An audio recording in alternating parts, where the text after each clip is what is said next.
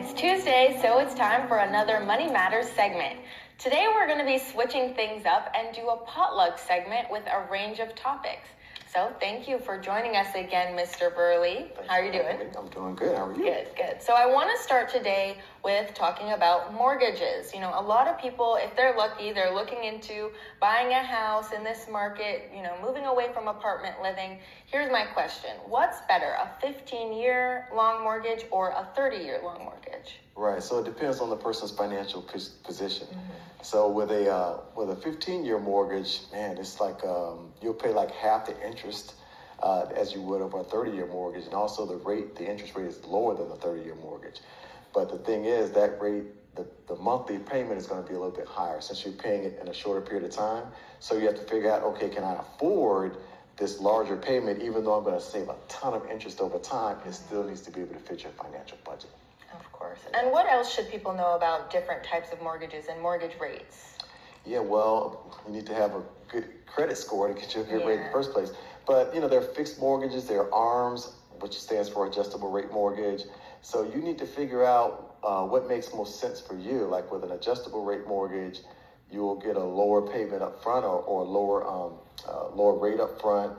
But with a fixed one, it's fixed over that period of time. The adjustable rate is going to adjust over time. So if you don't plan on staying in that home, if you plan on staying in that home in a longer period of time, then the adjustable rate mortgage may not be for you because the rate may go up later on down the line. And that means if the rate goes up, your mortgage payment goes up. Right. Yeah. Okay, I see. It all depends. Yeah.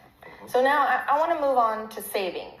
So for a working family, with kids, they might be thinking about saving for retirement, but they're also thinking about saving for their children's education. So 401k, 529 plan, educational savings plan, what should people be focusing on more? Yeah, I always advocate clients prioritize their retirement planning, right? So I know you want to send your children to school and pay for their school, but there's no such thing as a retirement loan. So you want to prioritize your 401k, your TSP, or whatever your retirement saving vehicle is, and hope your children get scholarships or grants or something of that nature.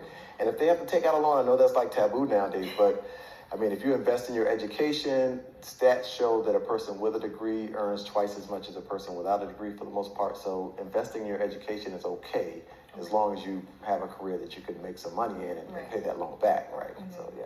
So when it does come to those educational savings plan, I've heard of a 529, but what are some other plans and how do they measure up to a 529? There's also called a Coverdell Education Savings Account. There's prepaid tuition. So they're all different. The 529 plan is much more flexible because you can dictate the amount that you want to contribute to it. You can be a multimillionaire and still contribute to a 529 plan. You can contribute to a plan after a person is age 18 versus the Coverdell has like a lot of restrictions to it. So with the Coverdell, you can't put more than $2,000 away per year. The child has to be under 18 during the contribution process. You have to use it by age 30.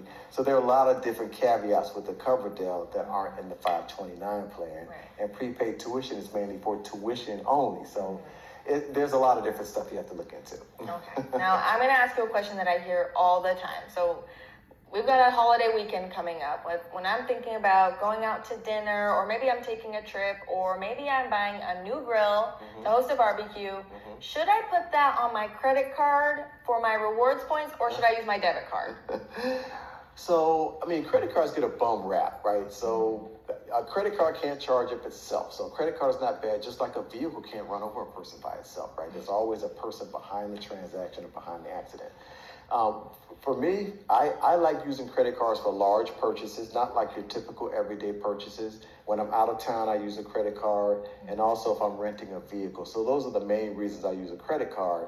For daily expenses, I recommend the debit card to try to keep yourself on budget. Groceries, restaurant, going to the movies, gas in your car.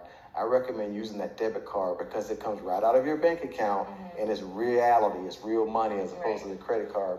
That's a la-la land, right? So why do you use your credit card when you're on a trip? Why is that better? It's just a personal preference? Yes, I feel more secure. It's just that, if I use the credit card and something goes awry with that credit card, I can call back and dispute that charge. I can say, that's not me. But if it's a debit card and I'm out of town, that money's coming right out of my bank account. And you can still dispute it, but it's just a different process. The credit card is not something you're immediately affected by, and they will stop that payment. They'll dispute that. Versus the debit card, it's out of your account. You have to try and get the money back into your account. Okay, thank you so much. Well, I've loved being able to ask you these questions that have kind of been pressing on my mind. So thank you so much for being back with us. Appreciate it. Individuals should contact their own financial professionals and attorneys to help answer questions about specific situations or needs before taking any action based on this information. And if you have a question you would like Mr. Burley to answer in the next Money Matters Potluck segment, send us a DM on our Instagram at PGCTV News, or send us an email at ctvnews@pgctv.org with Money Matters in the subject.